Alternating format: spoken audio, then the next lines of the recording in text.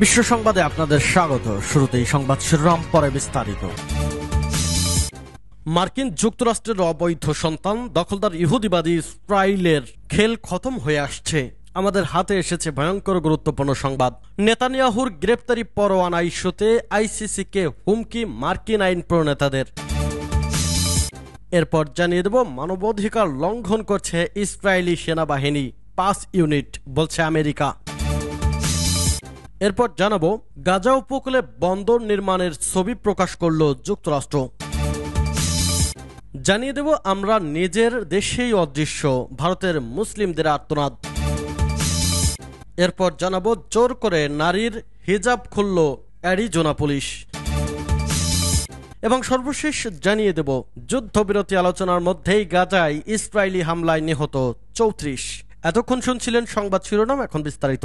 অনুরোধ থাকবে ভিডিওটিতে একটি লাইক দিন, কমেন্টস করে জানিয়ে দিন আপনি কোন জেলা থেকে বা কোথা থেকে এই সংবাদটি শুনছেন। ভিউয়ার্স, আজকের সংবাদের সবথেকে গুরুত্বপূর্ণ বিষয় হচ্ছে, দখলদার ইহুদিবাদী ইসরায়েলকে আন্তর্জাতিক আদালতে অপরাধী হিসেবে ঘোষণা করা হয়েছে এবং ইসরায়েলের প্রধানমন্ত্রী বেনিয়ামিন নেতানিয়াহুর বিরুদ্ধে গ্রেপ্তারি পরোয়ানা জারি করা হয়েছে। এতে পশ্চিমানা সহ ইসরায়েল খুব আতঙ্কিত রয়েছে। সারা বিশ্ব থেকে এক হয়ে গেছে ইসরায়েল। অন্যদিকে ভারতের জন্য ভয়াবহ দুঃসংবাদ, ভারতে মুসলিমদের উপর চরম নির্যাতন করছে কট্টরপন্থী হিন্দুত্ববাদী নরেন্দ্র মোদীর সরকার। ভারতের মুসলিমরা যদি খেপে যায় তাহলে ভারত ভেঙে 2 খণ্ড হয়ে যাবে। এক খণ্ডের ক্ষমতা খাটাবে মুসলিমরা, অন্য খণ্ডে হিন্দুরা।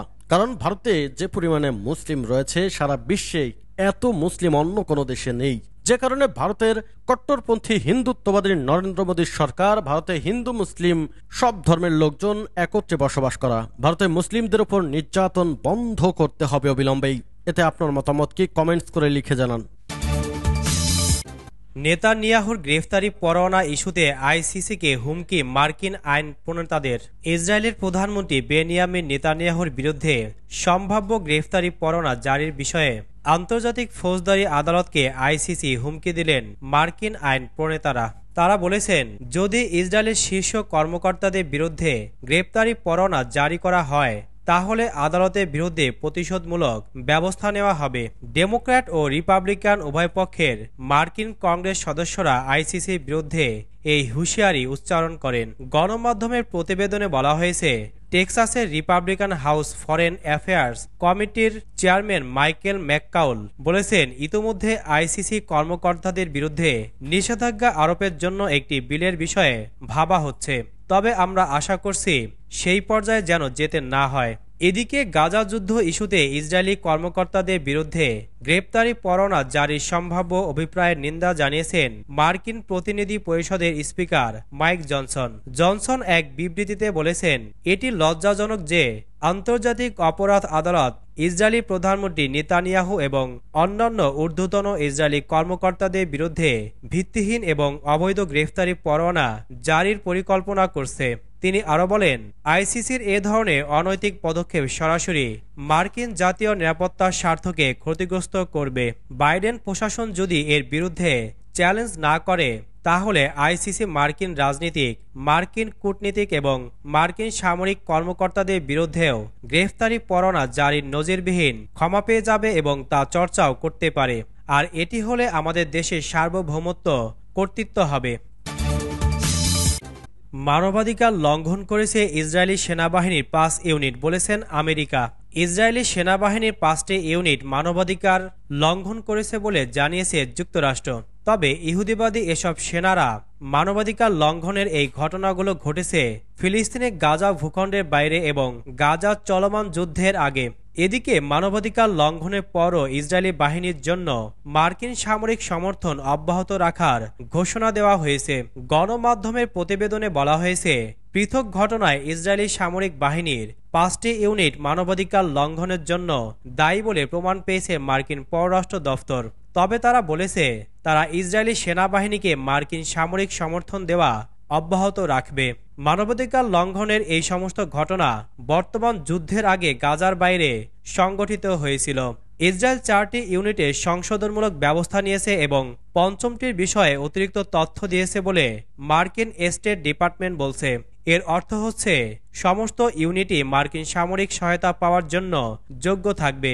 ইসরায়েলের প্রধান সামরিক সহায়তা প্রদানকারী দেশ হচ্ছে যুক্তরাষ্ট্র। দেশটি প্রতি বছর ইসরায়েলকে ৩.৮ বিলিয়ন মার্কিন ডলার মূল্যের অস্ত্র এবং প্রতিরক্ষা ব্যবস্থা সরবরাহ করে থাকে।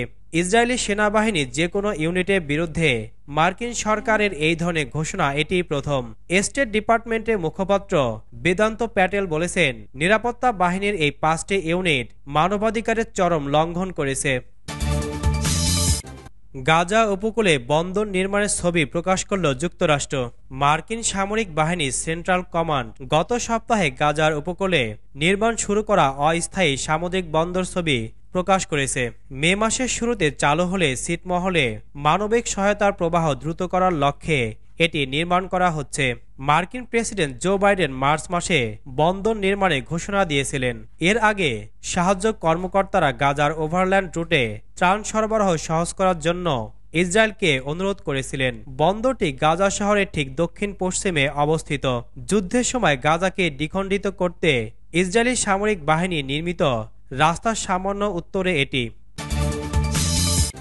আমরা নিজের দেশে অদৃশ্য, বললেন ভারতের মুসলিমরা। উত্তর ভারতের আগ্রা শহরের একটি সুপরিচিত স্কুল থেকে 6 বছর আগে একটি মুসলমান ছেলে অপমান ও ক্ষোভে রক্তবর্ণ হয়ে বাড়ি ফিরেছিল। 9 বছর বয়সী ছেলেটি তার মাকে জানায়, আমার সহপাঠীরা আমাকে পাকিস্তানি সন্ত্রাসী বলে ডাকে। রিমা আহমেদ একজন লেখক ও কাউন্সিলর। দিনটির কথা তার এখনও স্পষ্ট মনে আছে। তিনি বলেন, ক্রুদ্ধ ছোট ছেলেটি তার হাতের মুঠি এতটাই শক্ত করে চেপে ধরেছিল যে তার তালুতে নখের দাগ বসে যায়। সে খুব রেগে গিয়েছিল। তার ছেলে স্কুলের ওই ঘটনার বর্ণনা দিতে গিয়ে বলেছিল, যখন শিক্ষক ক্লাস থেকে চলে যান তখন তার সহপাঠীরা ঠাট্টা বিদ্রূপ করতে শুরু করে। ওই সময় একদল ছেলে তার দিকে ইশারা করে বলে যে ও একটা পাকিস্তানি সন্ত্রাসী, ওকে মেরে ফেলো। ছেলেটি জানায় যে তার কিছু সহপাঠী তাকে নর্দমার কিট বলেও কটাক্ষ করত। রিমা আহমেদ যখন এ নিয়ে অভিযোগ করেন তখন তাকে বলা হয়েছিল যে মন গড়া কথা বলছেন, এমন কিছুই ঘটেনি। রিমা আহমেদ তার ছেলেকে স্কুল থেকে ছাড়িয়ে আনেন। 16 বছর বয়সী ছেলেটি বাড়িতে বসে পড়াশোনা করছে। তিনি বলেন, আমি আমার ছেলের অভিজ্ঞতার মাধ্যমে সাম্প্রদায়িক অস্থিরতা টের পেয়েছি, যে অনুভূতি আমার বেড়ে ওঠায় কখনো পেয়েছি বলে মনে করতে পারি না। হয়তো শ্রেণী সুবিধা আমাদের সবসময় মুসলিম ভাবার থেকে রক্ষা করেছিল। এখন মনে হচ্ছে শ্রেণী এবং সুবিধার কারণে আপনি আরও স্পষ্ট লক্ষ্যে পরিণত হচ্ছেন। 2014 সালে নরেন্দ্র মোদীর হিন্দু জাতীয়তাবাদী দল ভারতীয় জনতা পার্টি বিজেপি ক্ষমতায় আসার পর থেকে দেশটিতে 20 কোটি মুসলমানদের জীবনযাপন অশান্ত হয়ে পড়েছে। সন্দেহভাজন গরু ব্যবসায়ীদের গণধোলাই দিয়ে মেরেছে কিছু উগ্র হিন্দু গোষ্ঠী এবং মুসলমান মালিকানাধীন ছোট ব্যবসায়ীকে লক্ষ্যবস্তু করেছে তারা। মসজিদের বিরুদ্ধে পিটিশন ফাইল করা হয়েছে। মুসলিম নারীদের অনলাইন নিলাম নিয়ে ইন্টারনেটে ট্রল করা হয়েছে। ডানপন্থী গোষ্ঠী এবং মূলধারা কিছু গণমাধ্যম জিহাদ, লাভ জিহাদ এর অভিযোগ দিয়ে ইসলামোফোবিয়াকে উস্কে দিয়েছে। উদাহরণস্বরূপ, মুসলিম পুরুষদেরকে বিয়ের আগে হিন্দু নারীদের ধর্মান্তরী করার মিথ্যা অভিযোগ তোলা হয়েছে এবং মুসলিম বিরোধী বিদ্বেষমূলক বক্তব্য বেড়েছে। এর 3/4 বিজেপি শাসিত অঞ্চলগুলোতে ঘটেছে বলে খবর পাওয়া গেছে। ইসরায়েল বিরোধী বিক্ষোভ, জোর করে নারীর হিজাব খুলল অ্যারিজোনা পুলিশ। যুক্তরাজ্যের অ্যারিজোনা বিশ্ববিদ্যালয়ের ক্যাম্পাসে ফিলিস্তিনপন্থীদের বিক্ষোভে জোর করে এক নারীর হিজাব খুলে ফেলেছে অ্যারিজোনা অঙ্গরাজ্যের পুলিশ। অ্যারিজোনার ABC 15 এর সাংবাদিকের সামাজিক যোগাযোগ মাধ্যমে শেয়ার করা ভিডিওর বরাতে মঙ্গলবার আল জাজিরা এ তথ্য জানিয়েছে। Council on American Islamic relations CAIR অভিযোগ করেছে, অ্যারিজোনা অঙ্গরাজ্যের পুলিশ ইসরায়েল বিরোধী বিক্ষোভে অংশ নেওয়া বেশ কয়েকজন নারীর হিজাব জোর করে খুলে নিয়েছে। তারা এ ঘটনার তীব্র নিন্দা জানিয়েছেন এবং তদন্তের আহ্বান জানিয়েছে। অ্যারিজোনার রাজ্যে CAIR এর নির্বাহী পরিচালক আজ্জা আবুসেফ বলেন, ধর্মীয় অনুশাসন মেনে চলার অধিকার সবার আছে। পুলিশ এই অধিকার খর্ব করতে পারে না। গাজায় যুদ্ধবিরতি ও ইসরায়েলকে সামরিক সহায়তা বন্ধের দাবিতে টানা কয়েক সপ্তাহ ধরে বিক্ষোভ চালিয়ে যাচ্ছেন যুক্তরাষ্ট্রের শিক্ষার্থীরা। যুক্তরাষ্ট্রের গুরুত্বপূর্ণ সব বিশ্ববিদ্যালয়ের ক্যাম্পাসে তাঁবু তৈরি করে অবস্থান কর্মসূচিও করেছেন তারা। ফিলিস্তিনপন্থী শিক্ষার্থীদের এই বিক্ষোভ থেকে আটক করা হয়েছে কয়েকশো বিক্ষোভকারীকে। এতেও তাদের দমানো যায়নি। যুদ্ধবিরতি আলোচনার মধ্যেই গাজায় ইসরায়েলি হামলায় নিহত ৩৪। ফিলিস্তিনের স্বাধীনতাকামী সংগঠন হামাস ও ইসরায়েলের মধ্যে যুদ্ধবিরতি আলোচনা চলছে। এর মধ্যেই গাজায় ইসরায়েলি হামলায় আরও ৩৪ জন নিহত হয়েছেন। মঙ্গলবার কাতার ভিত্তিক সংবাদ মাধ্যম আল জাজিরার এক প্রতিবেদনে এ তথ্য জানানো হয়েছে।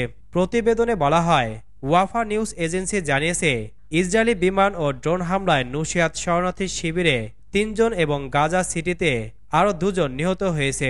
এ নিয়ে সোমবার গাজায় নিহতের সংখ্যা কমপক্ষে ৩৪ জনে পৌঁছেছে। এতে আরও বলা হয়েছে, অনেক মানুষ এখনও ধ্বংসস্তূপের নিচে এবং রাস্তায় আটকা পড়েছে, কারণ উদ্ধারকারীরা তাদের কাছে পৌঁছতে পারছে না। ফিলিস্তিন স্বাস্থ্য কর্তৃপক্ষের মতে, আন্তর্জাতিক আদালতের একটি স্থায়ী রায়কে লঙ্ঘন করে ইসরায়েল গাজা উপত্যকায় হামলা অব্যাহত রেখেছে। ৭ অক্টোবর থেকে শুরু হওয়া এ হামলায় কমপক্ষে ৩৪,৪৮৮ জন ফিলিস্তিন নিহত হয়েছে, যাদের বেশিরভাগই নারী ও শিশু। আহত হয়েছে আরও প্রায় ৭৭,৫৭৫ জন।